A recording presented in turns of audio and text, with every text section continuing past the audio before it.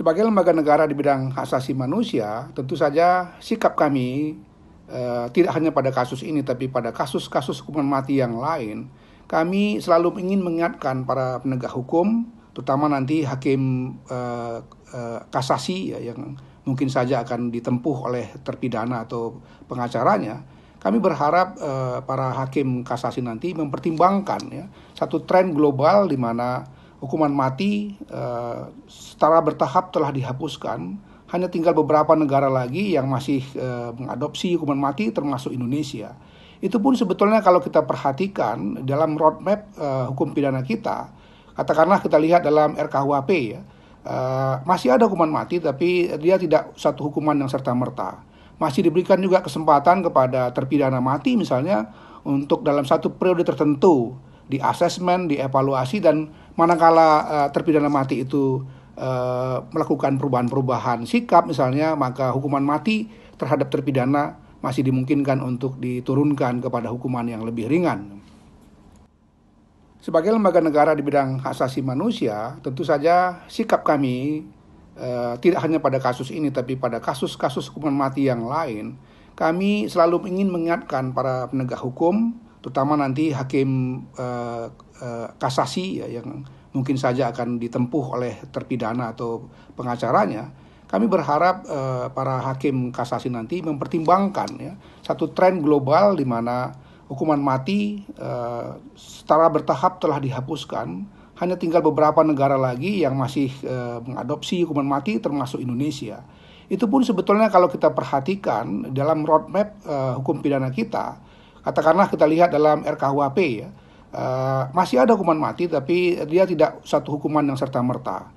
Masih diberikan juga kesempatan kepada terpidana mati misalnya untuk dalam satu periode tertentu di asesmen, dievaluasi, dan manakala terpidana mati itu melakukan perubahan-perubahan sikap misalnya, maka hukuman mati terhadap terpidana masih dimungkinkan untuk diturunkan kepada hukuman yang lebih ringan. Kita tahu kasus Heri Wirawan ini bukan satu-satunya kasus yang terjadi di negara kita.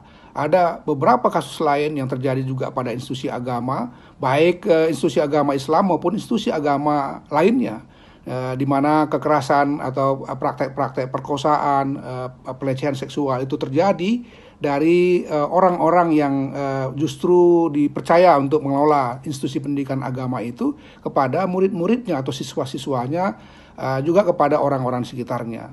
Di Kementerian Pendidikan dan Kebudayaan juga sebetulnya sudah ada langkah-langkah untuk memperbaiki itu dengan keluarnya Permendikbud Dikti tempo hari yang Komnas HAM sangat mendukung, mengapresiasi, karena itu satu langkah yang sistematik dalam rangka mencegah terjadinya tidak saja kekerasan tapi juga praktek-praktek perundungan seksual yang dialami oleh banyak pihak di perguruan tinggi ya.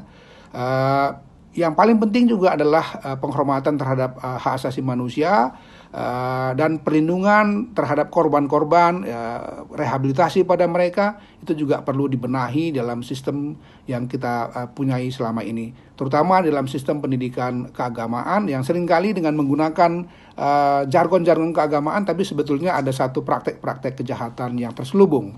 Perlu dipahami juga dalam konteks ini, Komnas HAM tentu saja sangat berempati kepada korban ya. Bagi Komnas HAM, korban adalah pihak yang paling utama untuk diperhatikan ya. Karena itu kami juga sangat kuat mendorong agar ada proses restitusi, proses rehabilitasi, dan perhatian yang lebih serius dalam kasus Heri Wirawan maupun kasus-kasus lainnya kepada korban, anak-anak yang ditimbulkan dari kekerasan seksual atau perkosaan ini, sehingga apa yang mereka alami sekarang, satu kesakitan karena fisik mereka juga terganggu, psikologis mereka terganggu, dan yang tidak kalah pentingnya adalah masa depan mereka juga terganggu, itu bisa dipulihkan secara bertahap dengan bantuan dan dukungan dari pemerintah dan seluruh institusi-institusi sosial yang ada ya. Kita harus bekerja sama untuk mengatasi itu dan fokus kepada pertolongan terhadap korban ini.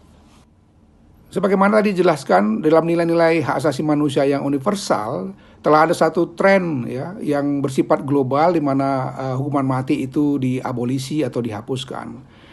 Kalau kita melihat dalam konstitusi kita, Undang-Undang Dasar 1945, pasal 28I ayat 1 misalnya, di situ juga dikatakan bahwa hak untuk hidup itu adalah merupakan hak yang tidak bisa dikurangi atau dibatasi dalam kondisi apapun. Karena itu dia merupakan satu hak asasi yang absolut.